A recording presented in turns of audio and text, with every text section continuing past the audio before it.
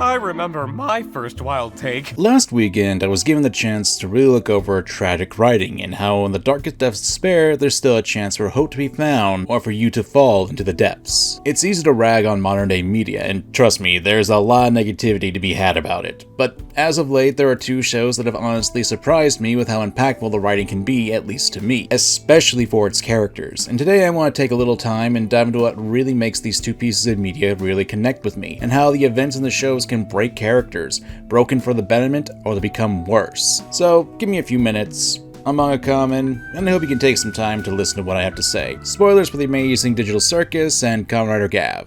I'm sure the Amazing Digital Circus needs no actual introduction. Ever since it premiered over a year ago, people have been going gaga over the show despite having only 3 actual episodes at the time of me making this video. When your commercials for merchandise make millions of views, you know you managed to really tickle the fancy of the internet in one way or another. What the f*** am I looking at? I considered myself a fair weather fan of this series for a while. Yeah, I acknowledge in the first 2 episodes that I found the show to be entertaining at the very least, but it really didn't just jive with me. It might have been the type of humor in the first 2 episodes, but I found the show more interesting to look at from a psychological and character-based perspective. Then episode 3 dropped and, well... Please don't come alive. Okay, I won't. In terms of comedic writing, I found the 3rd episode to be a lot more refreshing in that regard. There was a lot more general comedic moments that just clicked with me. Is this your hand? That's my eye. Yes, but which eye? I really don't think that Will you stop touching my eye? Oh, yeah, sorry. And maybe because it wasn't as frantic and allowed to breathe, it came off a lot more natural and entertaining to enjoy the humor. Then again, I'm also a fan of horror, and I love it when people spoof the horror tropes for a comedic effect. If anyone is listening to this, all I ask of you is one thing. Do not let the head out of your sight. You have been warned. Wow, this is some rather inconvenient lore placement. So on that front, it really seemed like a step up for me. Of course, looking at the video title, we need to consider that I'm not focusing on the humor of things. Though I will say that if you're focusing on tragic backstories and such, depending on the type of show, you will need that kind of brevity of comedy. Back on point, I want to focus on Kinger. You know, the crazy chess piece who was screaming about bug collections? Yeah, it turns out there's a lot more tragic element to the character. Most of the time, Kinger has been a bit of a paranoid personality with a lot of erratic behavior. Oftentimes, he'll be absent-minded, even forgetting what he just said to people. But when Kinger's in a dark environment, even if it's just covered his eyes, he becomes a lot more lucid. One of the prominent examples would be in episode 2 when he has a bucket on his head. It's a lot for anybody to go through. Don't take it too personally. I remember how long it took for you to adjust. Oh, yeah. I'm surprised you remember that. Remember what? It's a moment that most people probably wouldn't even think too much about, other than thinking, huh, that actually made sense. And it turns out, we get a much more fleshed out version of that scene in episode 3. Why have you been acting so different lately? I have, haven't I? I'm normally not too good with memories, but being surrounded by darkness always brings me back to a certain time. Kinger actually becomes a lot more coherent, competent, and dare I say, badass? What? Me? I can handle this.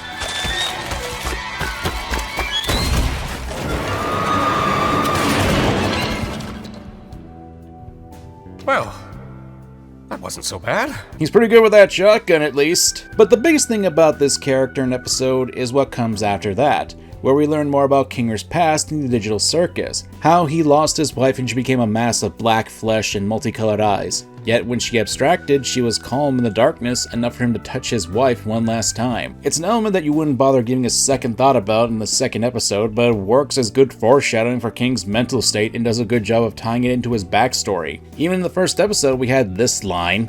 Oh, did someone say something about an insect collection? A lot of people took that to mean that he was referring to a bug report, and it makes sense since they're in a computer-based world and we did get confirmation that Kinger is a programmer.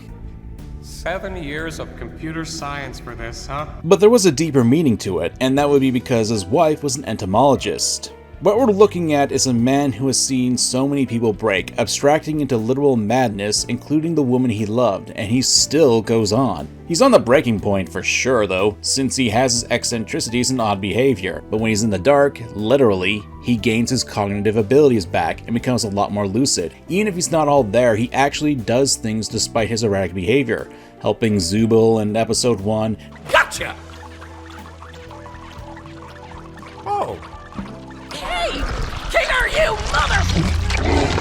Trying to comfort Ragatha about Pomni, expressing sadness over Kaufmo's abstraction. This tells us a few things about the character. He's actually a lot more cognitive than first imagined, in a sense. While he does have a bit of a scattered mind, he's more attentive to the surroundings and the events that have clearly affected his mental state. He does have a caring personality, but it's unfortunately taking a toll on his mind, and the only time where he can actually be 100% himself is when he's in darker areas. But his natural instincts and conscience are what fuels his actions. And while I would consider him a broken character since his mental state is obviously messed with, taking a route that has some broken characters can take, and that's to give hope to others. With how Kinger is, it's a sad possibility that he might abstract in the series. Totally wild prediction, I know, but we're seeing that Kinger does try to help others in the show from not devolving into a similar mindset, even though it's probably an inevitability that the stress will get to the others. It's not a matter of if, it's a matter of when. I mean, no offense, Kinger, but I always thought you would be next. Thank you. Guess it just goes to show you can't rely on Kinger for anything. And with that limited time he may have left, Kinger tries what he can do to help them out, even though ultimately it could just be a fruitless endeavor. To me, that's broken behavior, and the character takes a lot more of a hopeful and positive direction, despite all the traumatic events that plagued him and those he cares about. Kinger is literally trying to act like a beacon of hope to the rest of the cast in Digital Circus, but eventually that light will be snuffed out. It is an inevitability. But it makes the character a lot more deep and tragic in my humble opinion. Of course, not every character can retain their hope. Sometimes when enough tragedy strikes, it can turn them into a revenge-fueled machine. Typically when I make videos like this, I do try to have multiple examples. Not only does it allow me to look towards other characters and expand what I look for in these topics, but it allows me to see different directions on how certain traits can go. So, Kamen Rider Gav. お前化け物だってよ。そうだな、化け物だ。俺も。 I'm sure a lot of people who aren't familiar with my channel or Japanese pop culture aren't familiar with the series. I do have a video where I discuss some of the earlier aspects of this show that started in early September of this year.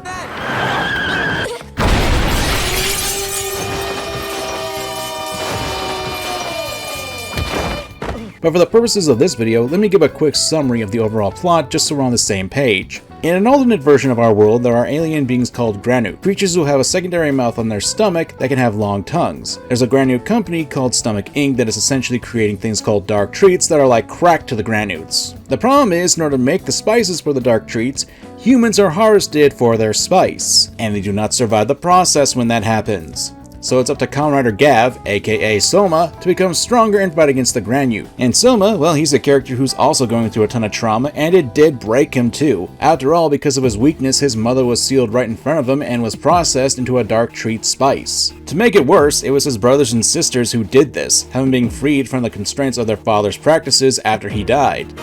人間はうちの家族じゃない。我がストマック社の闇菓子の材料に過ぎないんだ。 There's a lot to work with and talk about with Shoma, and to a degree he's a broken character too, what with being called a monster by the people he saves. It isn't until someone actually stands up for him that he actually begins to open himself up.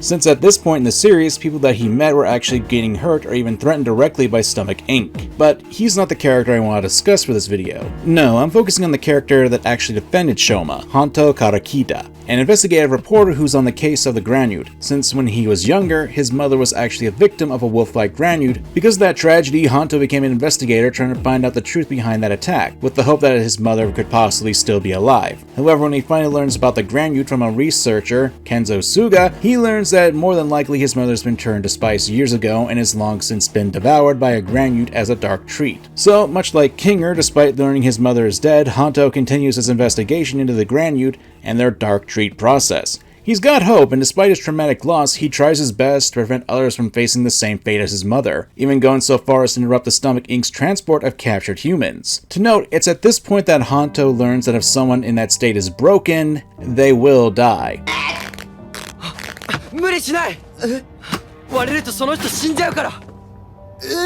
Now, this is all well and good, but this is kind of sounding a little familiar to the previous character that I talked about, where despite the traumatic endeavors that they went through, the character in and of themselves is still doing good to prevent others from going through the same thing. Well, unfortunately, There's another breaking point. Since the start of the series, Hanto wasn't alone in his pursuits. He had another character act as an anchor for him, a mentoring freelance writer and a father figure, Soji Shioya. Soji took Hanto in and helped him establish a career as a freelance investigative writer, but unfortunately...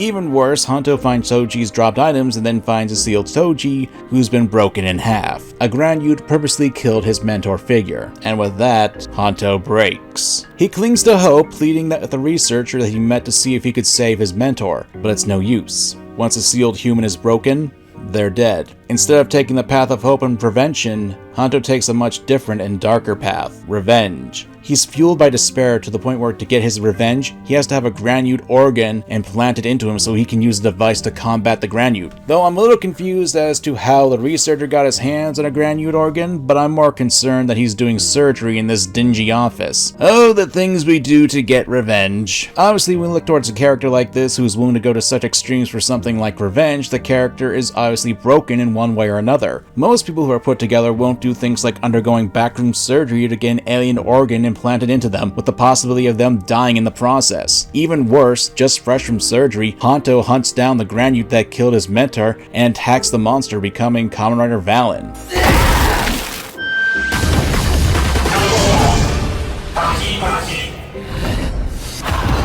Fueled by revenge and hate, and fired up by the power of chocolate, Hanto pushes himself through the pain, struggling to fight. Side note, I love the choreography for Kamen Rider Gav. Valen's debut fight really feels like he's struggling to battle, and it isn't the typical super strong rival introduction. Due to his surgery, he's struggling to shoot the Grand Youth, has trouble moving around, and is clearly weak.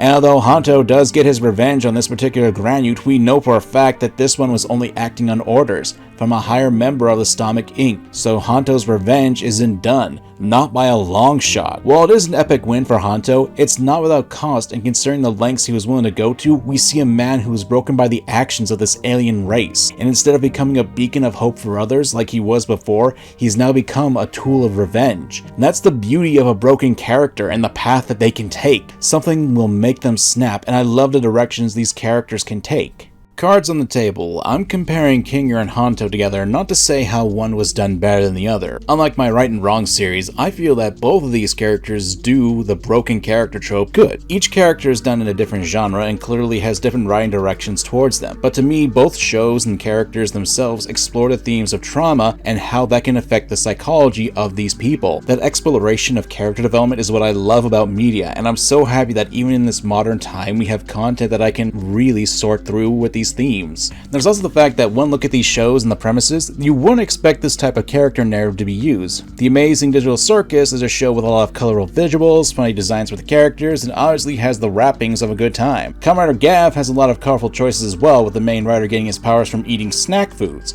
and a lot of goofy designs thrown into the mix as well. Hell, his first power-up is based on potato chips, and he has potatoes where his eye lenses are at. Ironically enough, the bright wrapping for the two shows hid the underlying bitterness of trauma for the characters. And it's not like there aren't moments of levity mixed in with the shows at all. I do not use my adventures to torture my guests! Any torment I inflict is 100% accidental, like any good war criminal!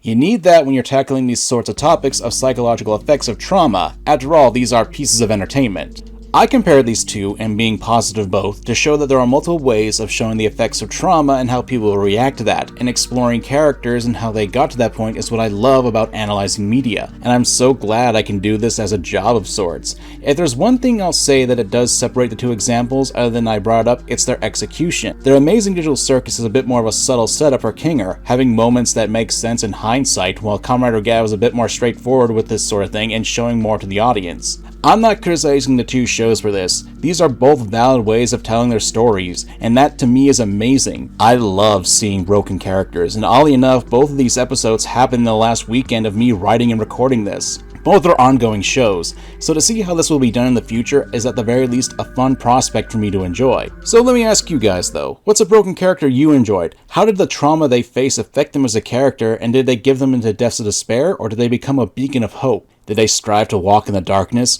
or did they fight to help others not face the same fate? Let me know in the comments below. I only talked about 2 characters, but there are countless examples in the world to go to. So let me know. I'm MangaKamen, thanks for watching, and remember to enjoy your snacks, my friends.